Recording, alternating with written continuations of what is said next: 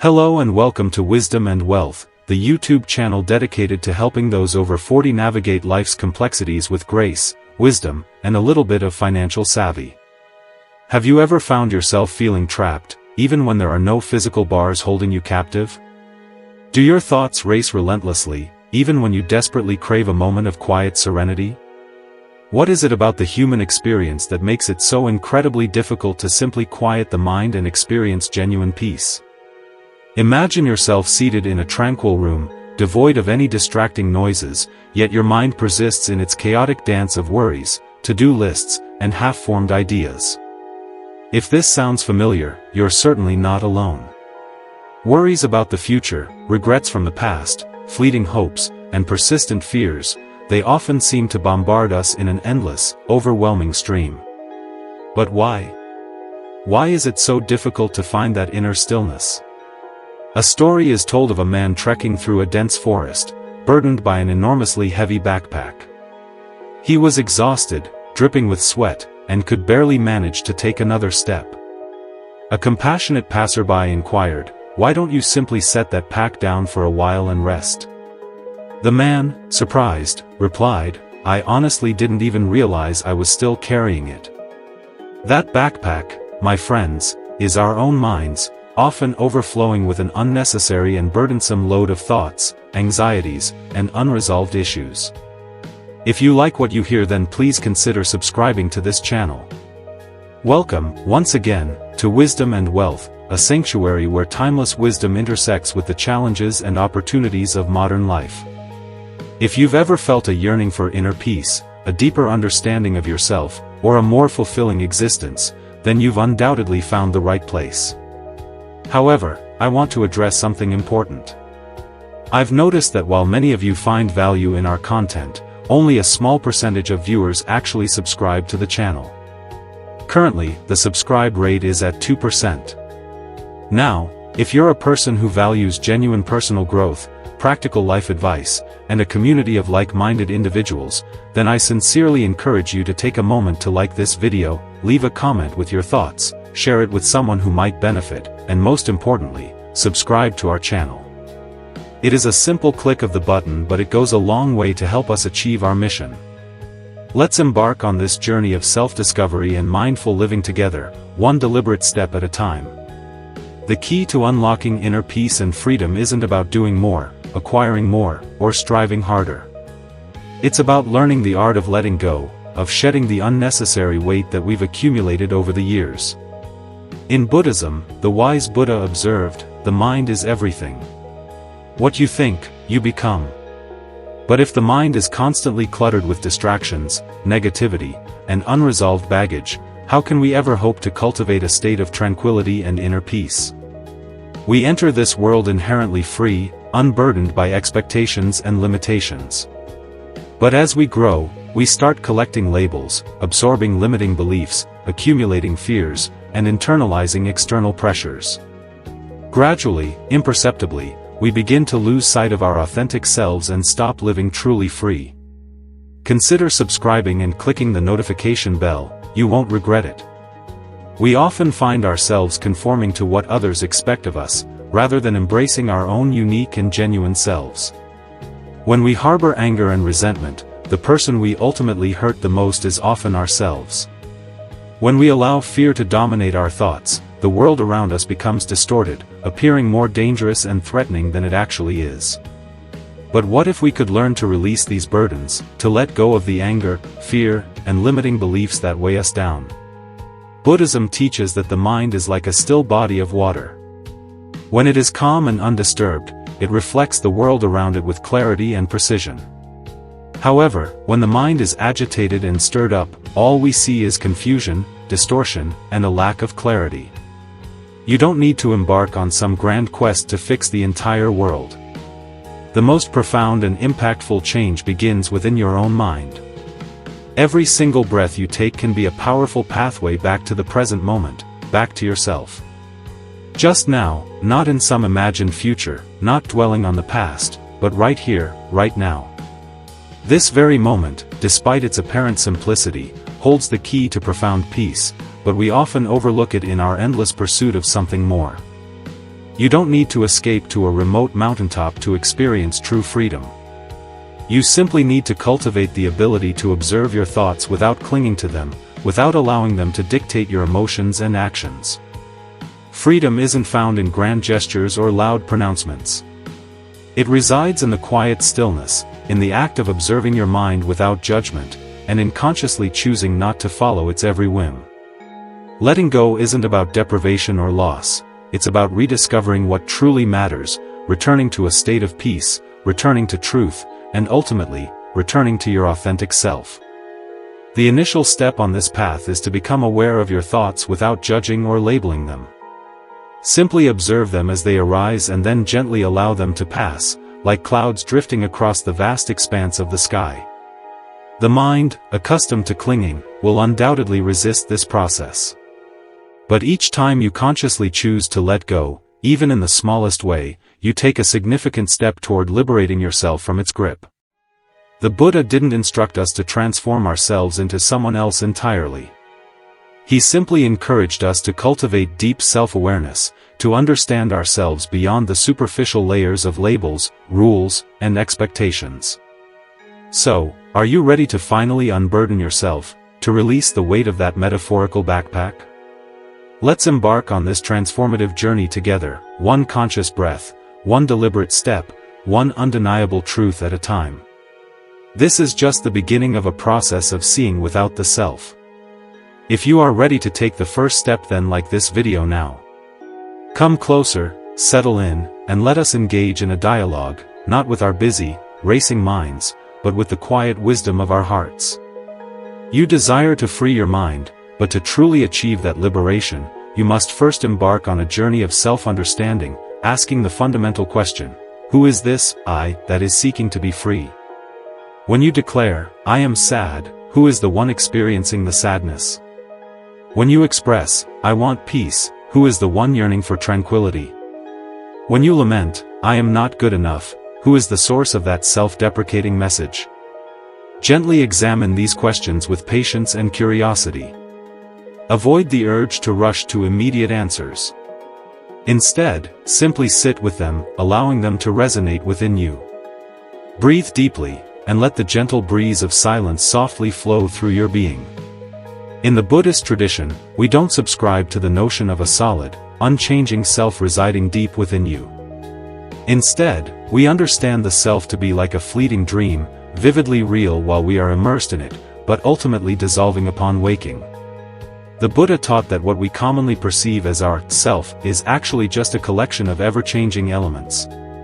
These elements include thoughts, feelings, memories, physical sensations, and ingrained habits, all constantly in motion, constantly shifting, and none of them permanently fixed. Imagine a simple cart. If you were to systematically remove its wheels, handles, wooden frame, and rope, what would remain? You've disassembled all the component parts, but the cart itself was merely a name, a form, a temporary arrangement of many distinct pieces. The same principle applies to the self. You are not simply your given name, a label assigned at birth. You are not defined solely by your physical body, which undergoes constant change with each passing year. You are not restricted to your professional role, which can be fleeting and subject to external forces. You are not merely your thoughts, which arise and dissipate like ephemeral clouds. You are not confined to your feelings, which ebb and flow like the tides. So, what remains when all these transient aspects fade away? Silence, pure awareness, and a state of unadulterated presence. It is this essential truth that we seek to cultivate through mindful practice. Allow me to share a brief Zen story to illustrate this concept. A student once approached a Zen master and inquired, "Master, how can I truly find myself?"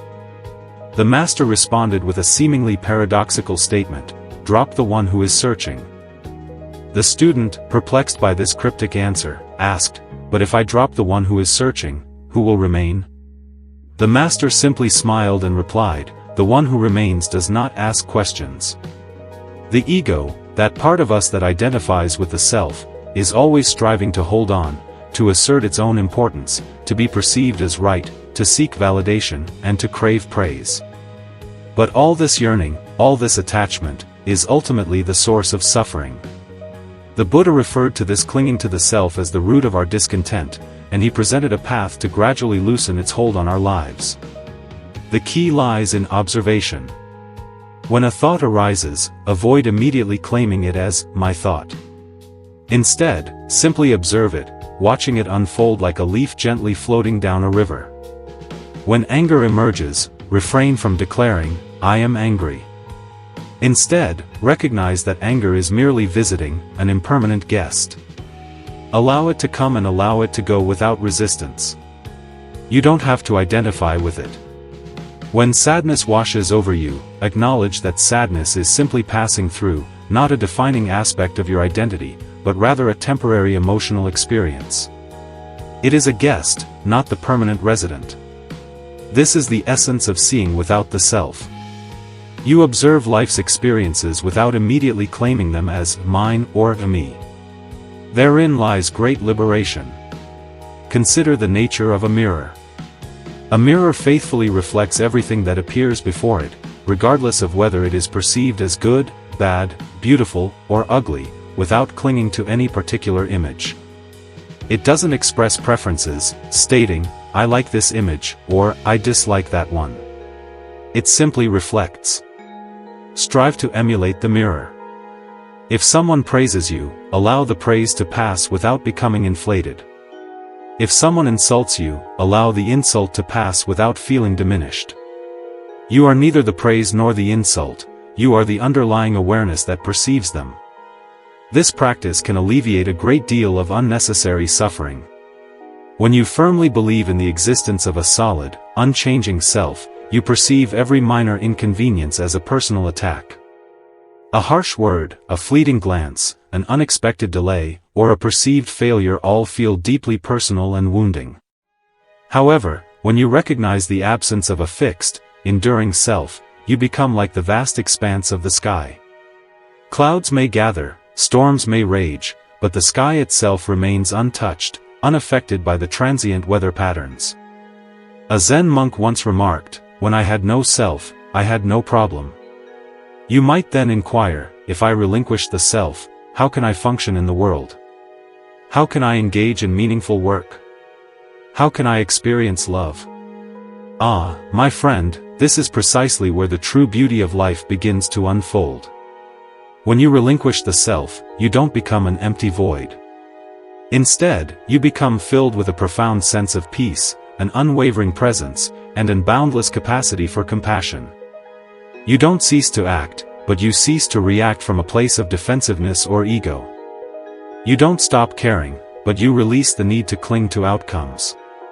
You don't suppress your feelings, but you liberate yourself from being controlled by them. In truth, when the illusion of the self dissolves, all that remains is the present moment, and within this moment, all things are experienced with a sense of freshness and wonder. Have you ever laughed deeply, wholeheartedly, without any conscious awareness of yourself?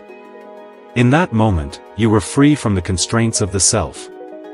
Have you ever gazed upon a tree and, for a fleeting instant, simply saw it for what it is, devoid of any labels or personal preferences, not as, my garden tree or, a tree I like, but just as a tree? In that moment, you were free from the constraints of the self. In such moments, you have tasted the essence of freedom. It has always been there, readily available. You simply haven't noticed it amidst the clutter of your thoughts. This isn't a matter of blind faith or belief, it's something to be directly experienced. Observe how the self constantly strives to assert its importance, to achieve victory, and to be recognized as someone of significance. But who is this someone that it so desperately seeks to be? When you release the need to be a particular someone, you open yourself to the possibility of being everything. The river doesn't proclaim, I am the river. It simply flows. The bird doesn't declare, I am the bird. It simply sings. The sun doesn't announce, I am the sun. It simply shines. Can you emulate this effortless simplicity? Release the endless questioning of, who am I, and silently embody the answer through your very being. When the self is no longer obstructing your path, everything becomes remarkably simple. Eating is simply eating. Walking is simply walking. Talking is simply talking. No one is striving to appear wise. No one is striving to be peaceful. Peace arises naturally, spontaneously. This isn't some distant, unattainable goal. You can begin to cultivate it right now. Close your eyes. Breathe deeply. Feel the breath entering your body. Feel the breath leaving your body. Don't tell yourself, I am breathing. Just breathe. Don't tell yourself, I am meditating. Just sit. Don't tell yourself, I am trying to awaken. Just be. Let go. Let be. Even now, the self might be whispering doubts, this is too difficult, or, I don't understand. Allow those voices to pass as well. You don't need to comprehend everything in order to experience freedom. You only need to see clearly, moment by moment. Freedom isn't discovered in becoming something you're not, it's found in unbecoming everything you are not. No masks, no burdens, just spaciousness. Can you perceive the space that exists between one thought and the next? That is where peace resides. Can you rest in the gap between stories, between narratives? That is where truth resides. We don't need to fix the self, we simply need to cease mistaking it for who we truly are. In Zen practice, we don't construct new identities, we gently, kindly peel away the false layers, like carefully removing dust from a mirror. Soon, the mirror shines brilliantly, and in its reflection, you see the world clearly, without the distorting lens of the self. You see without the self, and that is the genesis of genuine freedom. Revisit this understanding again and again, not with forceful effort, but with gentleness and compassion. The self will undoubtedly attempt to reassert its dominance. That's perfectly normal. Simply smile at it, observe its presence, and watch it eventually dissipate. Continue to sit, continue to breathe, continue to let go. And one day, without warning, you will find yourself laughing, not because of something humorous, but because there is nothing left to hold on to, nothing to protect, nothing to prove, and nothing to become. Just this moment, just now, just pure presence. And that is more than enough. If you found value in this teaching, then subscribe to this channel. Let's continue this journey together, embracing silence, cultivating presence, and discovering the art of letting go, which unlocks true freedom. A story goes, my friend, a clenched fist cannot receive anything. A closed heart cannot experience peace. A busy mind cannot find rest. If you aspire to be free, you must cultivate the art of letting go. You carry so much without even realizing it. Thoughts from yesterday, regrets from years past, hurtful words that linger, relationships that ended, unmet expectations. Where do all these reside? They reside within your mind. They follow you like an invisible shadow. And yet, you wonder why you cannot feel lighter, more at peace. Letting go isn't a skill you acquire from books, it's a profound understanding that emerges from introspection. Have you ever clung to something so tightly, only to realize that it was causing you pain? Like stubbornly holding onto a thorn, refusing to drop it, even as it pierces your skin? That's how the mind clings to pain, to resentment, to past hurts. In Buddhist teachings, we speak of attachment, and it's not solely about material possessions. It extends to ideas, beliefs, people, and idealized images of how life should be. These attachments reside within your mind, creating a prison of your own making. You might perceive letting go as a form of loss, but what if it is actually a gateway to something greater? A cup that is already full cannot receive any new water. Only when it is emptied can it be filled with something fresh and vital. This is a fundamental principle of life. What you consciously release creates space for something new to enter. When you release the need for perfection, you discover inner peace. When you relinquish the desire for absolute control, you find yourself flowing with the natural rhythm of life. When you let go of fear, you uncover courage you didn't know you possessed. And when you release the grip of the past, you finally arrive fully in the present moment. How do we begin this process of letting go? We begin by observing. Yes, simply watching. Observe quietly, without judgment. Notice the thoughts that arise in your mind. Notice the feelings that accompany those thoughts. Don't engage in battle with them. Don't fuel them with your attention. Just observe them, like clouds drifting across the sky. They come, they go, and none of them remain indefinitely. The problem isn't the presence of thoughts, it's the tendency to believe them implicitly. You might declare, "I am angry," but anger isn't who you are the vast sky through which the storm of anger passes. You might declare, "I am broken," but that's simply a thought, a belief. The truth is, the sky can never be broken, only the clouds are transient. Letting go signifies creating space between you and your thoughts, between you and your emotions. It isn't about denial or suppression, it's about cultivating deep wisdom and gaining a clear understanding of the impermanent nature of all things. Everything is in a constant state of flux. The seasons change, people change, your physical body changes, your emotions change. So, why cling so tightly to anything, as though it will remain forever? Even joy, if clung to desperately, will eventually morph into suffering. Even love, if tainted with fear, will transform into pain. That's why the Buddha taught that attachment is the root cause of suffering. But don't misunderstand this teaching. Letting go doesn't mean pushing people away or abandoning your responsibilities. It means loving with open hands, not with a possessive grip. It means trusting that what is meant to stay will remain, and what is not meant to stay will eventually depart, and that, too, is perfectly acceptable. The leaf falls from the tree, not because it is rejected, but because its time has come. The tree doesn't chase after the falling leaf, it accepts the natural rhythm of life and allows it to unfold. This is how you must live, embracing the ebb and flow of existence. Now, let's delve deeper. Ask yourself what you are still clinging to. What memory keeps replaying in your mind? What fear whispers to you in the stillness of the night? What expectation is causing you suffering? What grudge lingers in your heart? Bring it into your conscious awareness. Acknowledge it. See it clearly. Don't engage in a fight with it. Simply sit with it. Gently say to it, "I see you.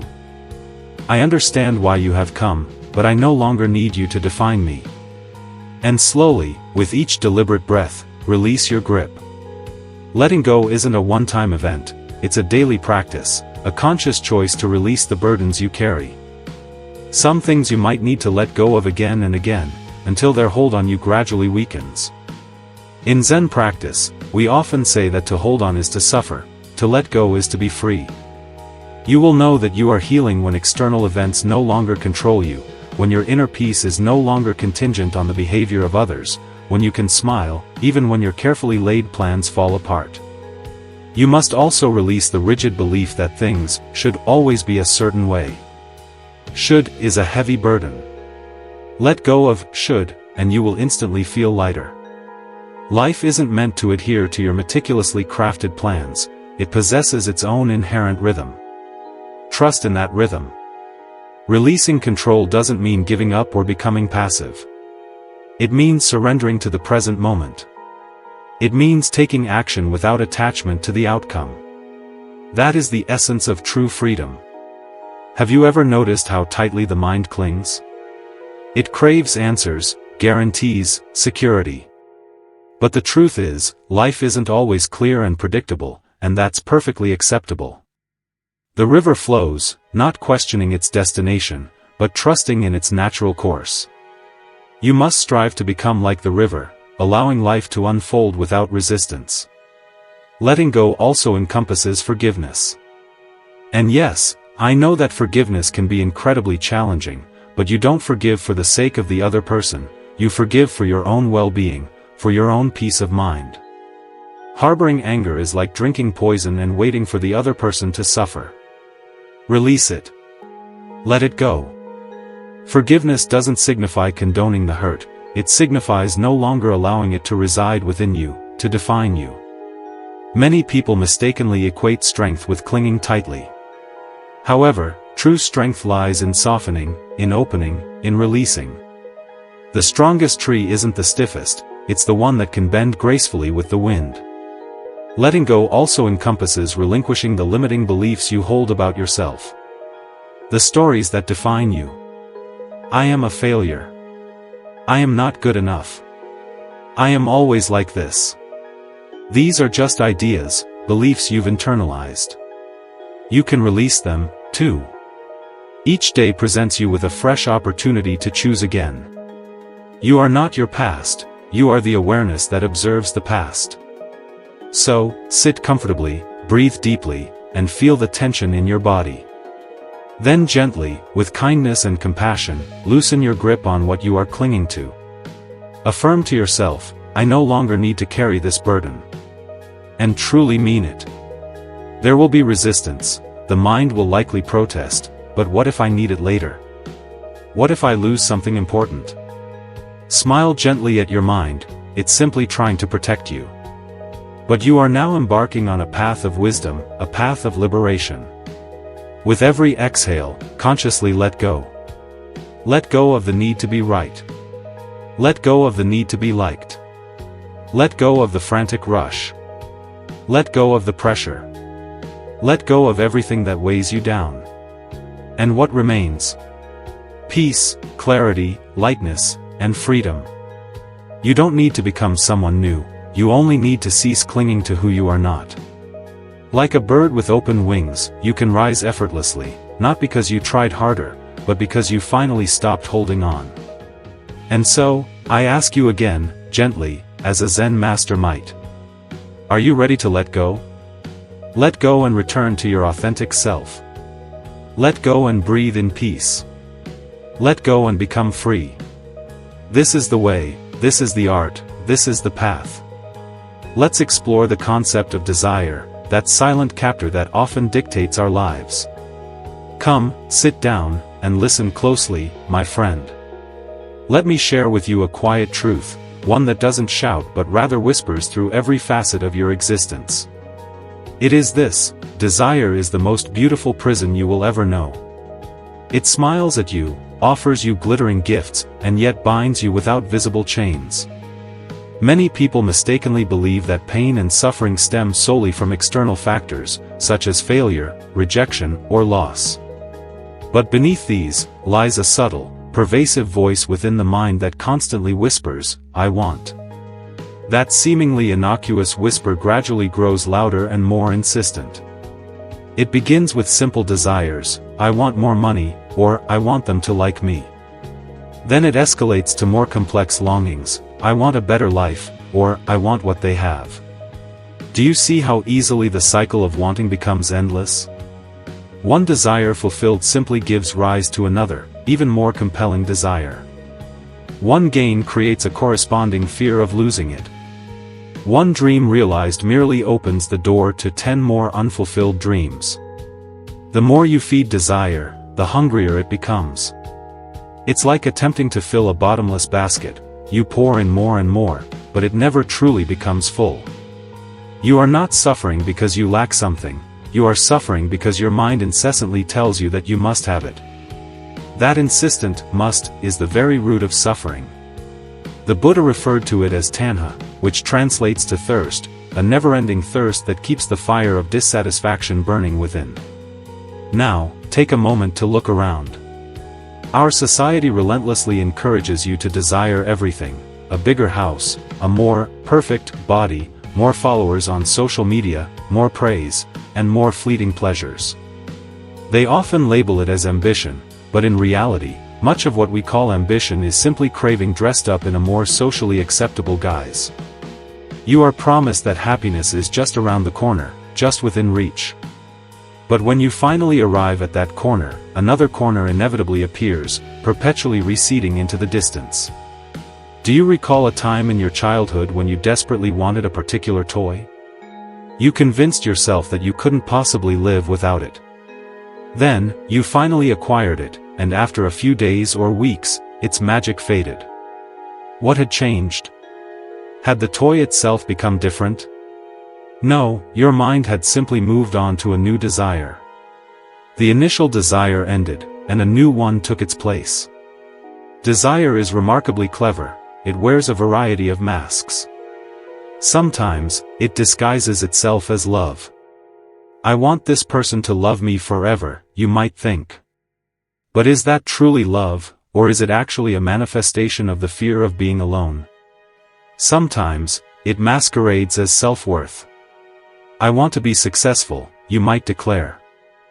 But are you genuinely striving for growth and contribution, or are you primarily motivated by a fear of being perceived as a failure? You see, the outward appearance can seem innocent enough, but beneath the surface, there's a deep holding, a tight grip that proclaims, without this, I am not complete. Let me share a brief Zen story to illustrate this point. A student once approached a Zen master and confessed, "Master, I feel so anxious and agitated. I want to be calm and peaceful like you. I want inner peace." The master then proceeded to pour tea into the student's cup, continuing to pour even after it had overflowed. The student, startled, exclaimed, "Stop. The cup is already full." The master smiled knowingly and replied, "So is your mind, brimming with the desire for peace. First, you must empty the cup." Wanting peace, even though it seems like a noble aspiration, is still a form of desire, a craving. True peace isn't found by actively chasing after it, it's found by ceasing to chase after anything at all. Now, someone might reasonably ask, "But Master, if I abandon all desire, won't I become lazy and unmotivated? Won't I stop caring about life?" No, that's simply the mind attempting to trick you. There's a profound difference between craving and intention, between attachment and purposeful action. A tree grows because it's in its very nature to grow, not because it harbors a burning desire to be taller than the tree next to it. You can work diligently, love deeply, and live fully without being enslaved by the relentless demands of desire. That is the path of the awakened ones.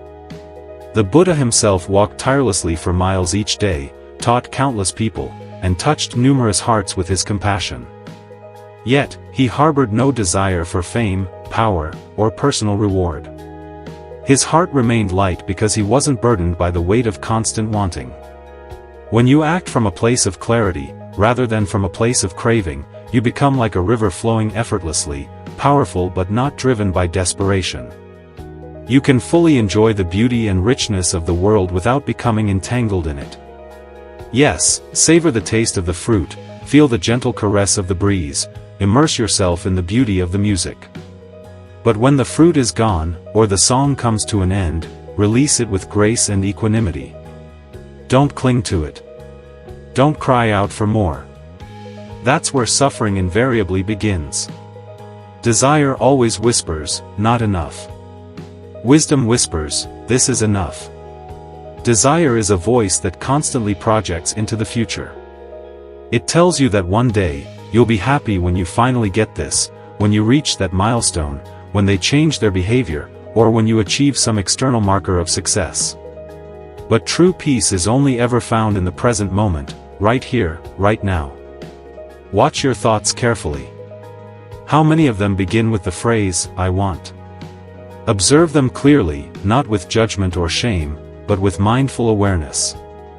Each time you find yourself thinking, "I want," pause and ask yourself, "Do I truly need this, or is this simply a fleeting shadow that I'm chasing?" There's no need to force yourself to let go of a desire instantaneously. Simply notice it, again and again, and gradually, desire will begin to loosen its grip on your mind. You'll begin to appreciate the simple beauty of ordinary moments. The gentle sound of the wind rustling through the trees, the comforting warmth of a cup of tea, the genuine kindness reflected in someone's eyes, these are more than enough. In Zen practice, we often speak of emptiness, but it's not synonymous with sadness or coldness. It signifies being free from the relentless pull of endless wanting. An empty bowl is capable of being filled with something nourishing, while a full bowl has no capacity to receive anything new.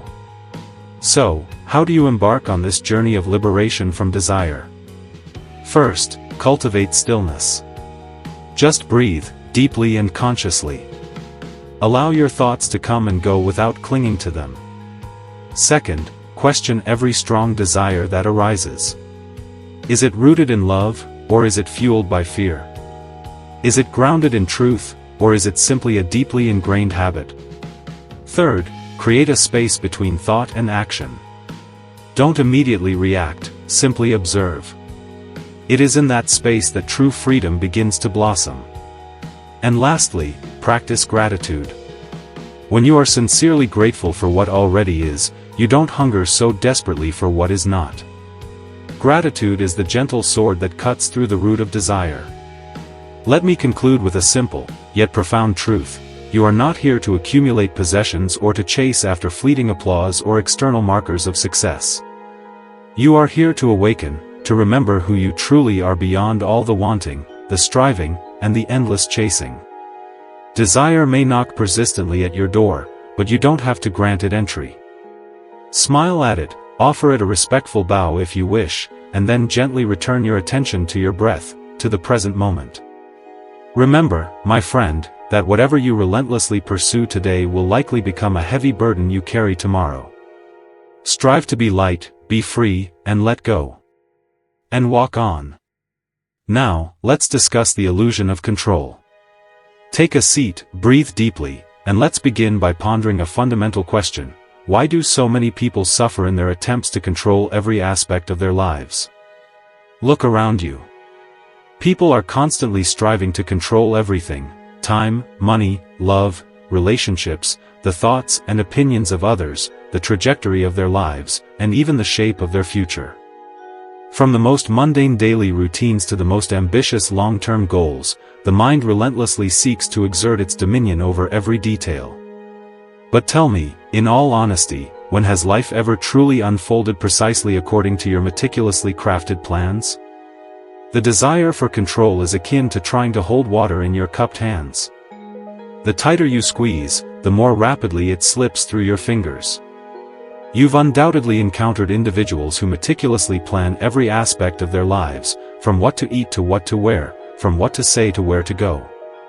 Yet, even the slightest deviation from their carefully constructed script, a sudden rain shower instead of anticipated sunshine, an unexpected traffic jam, a fleeting mood swing in a companion, can trigger a sense of disruption and dismay. Why? Because we are often taught that we must exert control over our lives in order to achieve happiness and security. But the truth is, control is largely an illusion. The river doesn't strive to control its course, it simply flows. It meanders, it bends, it cascades over waterfalls, it encounters obstacles, and yet it always finds its way to the vast expanse of the ocean. Buddhist teachings emphasize that attachment to control is a primary source of suffering. The more desperately we attempt to mold reality to conform to our desires, the more we suffer when reality inevitably resists our efforts. There's a timeless Zen story I once shared with a young monk. A farmer's prized horse unexpectedly ran away. His neighbor, upon hearing the news, exclaimed, "What terrible luck!" The farmer simply responded, "Maybe." The following day, the horse returned, bringing with it 3 wild horses. The neighbor, now elated, declared, "What wonderful luck!" The farmer, with characteristic equanimity, replied again, "Maybe." Later, the farmer's son attempted to ride one of the wild horses, but he was thrown and suffered a broken leg. The neighbor lamented, "How awful!" The farmer responded, as before, "Maybe." A week later, soldiers arrived in the village to conscript young men into military service. They bypassed the farmer's son because of his broken leg. So, was it ultimately good luck, or bad luck? Who can truly say? You see, life unfolds in ways that the limited mind cannot possibly foresee or comprehend. Yet, the mind is perpetually rushing to judge, to evaluate, to categorize, and to declare what should be. That is the essence of the illusion of control, the underlying belief that we know what is best and the pervasive fear that if things deviate from our plan, everything will crumble. Let me assure you that nothing is ever truly under your complete control. except for your own response to whatever unfolds. You can plant a seed with care and intention, but can you truly control the rain, the sunlight, the precise moment it will sprout and grow? In the same way, you can dedicate your best efforts to your life, but the ultimate results are not entirely yours to command. When you resist this fundamental truth, your mind becomes burdened with worry, anxiety, and the relentless urge to force outcomes. But when you accept it, truly, deeply accept it, you experience a profound sense of lightness, like a feather gently floating on the wind. There is a deep well of peace in surrendering to what is. But please don't misunderstand me, surrender doesn't equate to giving up or becoming apathetic. It means releasing your rigid attachment to how you think things must be. It means doing your part with complete focus, unwavering presence, and then allowing life to unfold as it will. It's like rowing a boat on a vast river.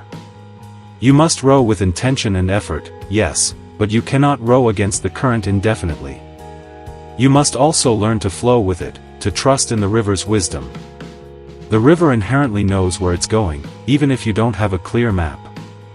Many people mistakenly conflate control with responsibility, but they are not synonymous.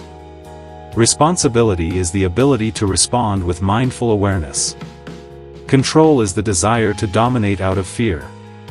Responsibility originates from a place of presence. Control originates from a place of insecurity. You can be deeply responsible and engaged in your life while still allowing life to unfold naturally, without forceful manipulation.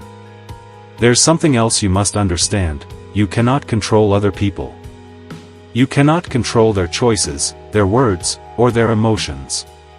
People change when they are ready, not when you want them to. Attempting to control others invariably leads to conflict, frustration, and heartache. True peace arises from understanding and acceptance, not from force or coercion. Have you ever observed a child at play? So free, so joyful, so completely immersed in the present moment. The child isn't preoccupied with planning 10 steps ahead, the child is simply responding to life as it unfolds, moment by moment. That is the way of the awakened mind. It doesn't cling, it doesn't grasp, it responds with wisdom, not with fear. The Buddha wisely advised, let go of what is not yours. But what, then, is not yours? The past, the future, the minds of others, circumstances that are beyond your influence, and even your physical body will one day cease to be yours. So, why burden yourself with this unnecessary weight? When the mind relinquishes the illusion of control, it opens itself to the beauty of what is. You begin to perceive the world with greater clarity, and you begin to live with less fear, less stress, and less resistance. Even when challenges inevitably arise, you don't collapse under their weight, you don't succumb to panic. Instead, you flow with the natural currents of life. That's the transformative power of a mind liberated from the need to control. And this freedom emerges only when you cease attempting to hold the entire world in your hands. Allow the world to be what it is. Allow your life to move as it must. Allow others to walk their own.